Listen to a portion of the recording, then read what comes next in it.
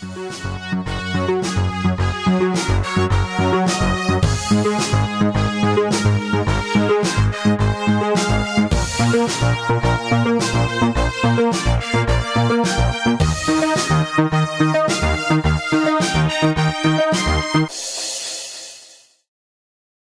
Hydra! Hi, I'm Danny. Welcome to Comics Talk Issue 2. Today, we're going to discuss something that is a little on the controversial side. Today, we're going to talk about Steve Rodgers' Captain America Issue 1 from Marvel Comics by Nick Spencer and Jesus Saiz. We all know by this point that this is the big issue where at the end of it, it's revealed that Captain America is a Hydra agent. This has caused a lot of controversy amongst people and has caused a lot of hate from people. Let's get into the comic first before we get into that. What I think, this is actually a pretty well told story. We are told at the beginning of this issue, if you've been keeping up with Marvel, they've recently had a big crisis type event where they've reset their entire universe and started over again.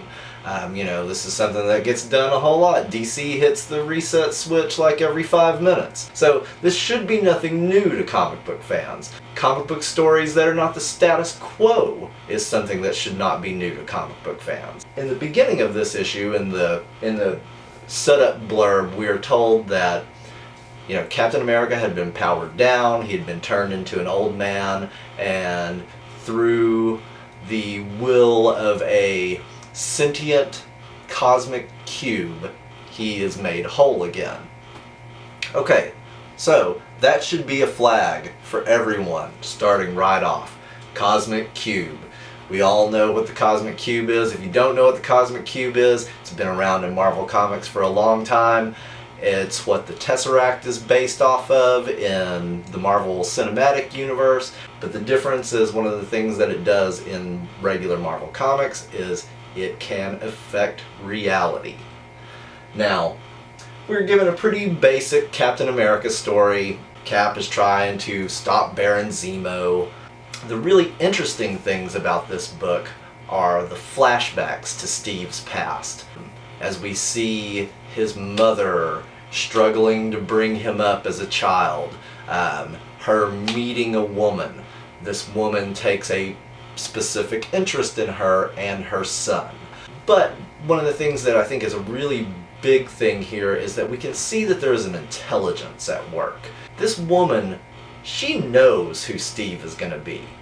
So what we're seeing here is a manipulation of the past. It's not that Cap has always been a Hydra agent, it's that the cosmic cube has changed things, which leads us up to the big reveal that Captain America is a Hydra agent.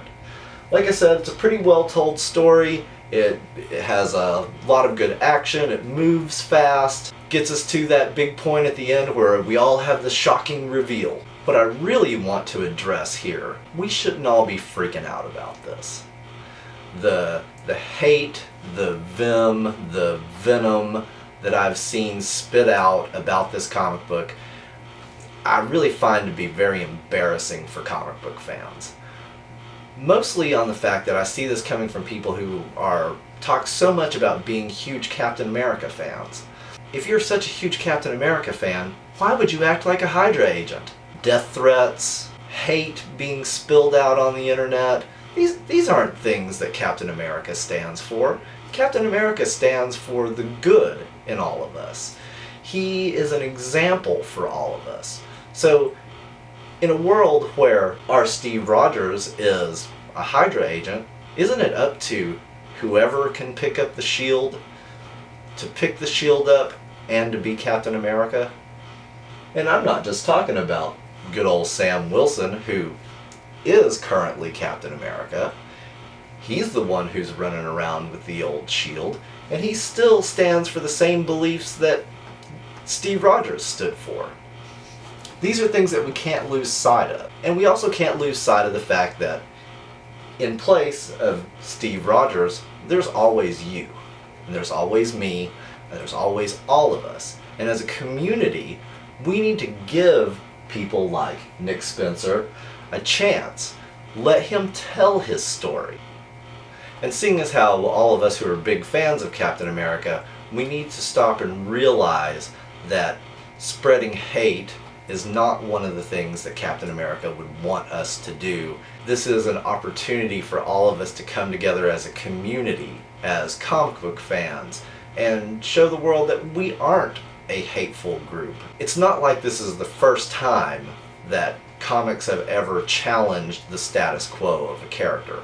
This is something that has been done repeatedly. Death of Superman, Nightfall, Age of Apocalypse. I mean, those are just 3 examples. Eventually, they all came back around. Superman wasn't really dead.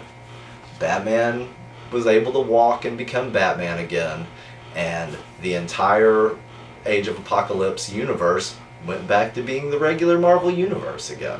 Instead of freaking out, let's go read this story. Let's go see what kind of tale he has to tell us about a Captain America who is a Hydra agent. Let's go explore the different facets of a universe where the rules are not the same as they are here.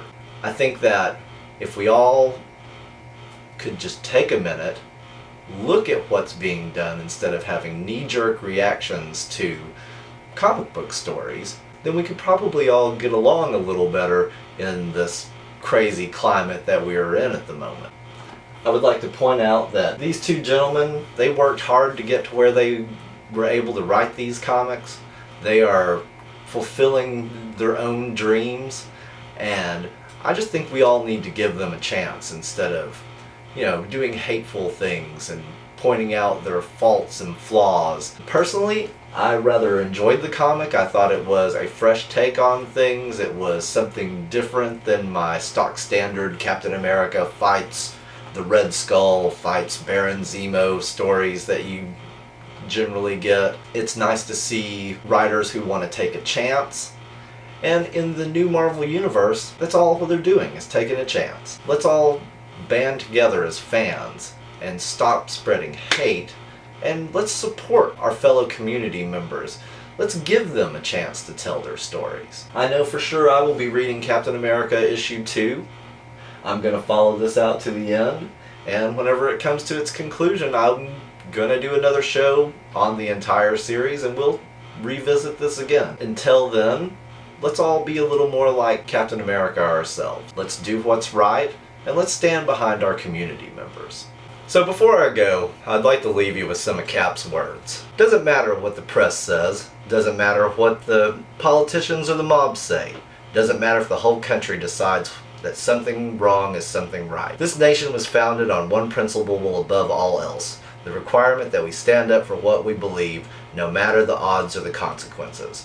When the mob and the press and the whole world tell you to move, your job is to plant yourself like a tree beside the river of truth and tell the whole world, no, you move. And I know my opinion isn't that popular today, but no, you move. Thanks for watching. Don't forget to like and subscribe. If you want, make comments in the comments section down below. We'll see you next time. Thanks.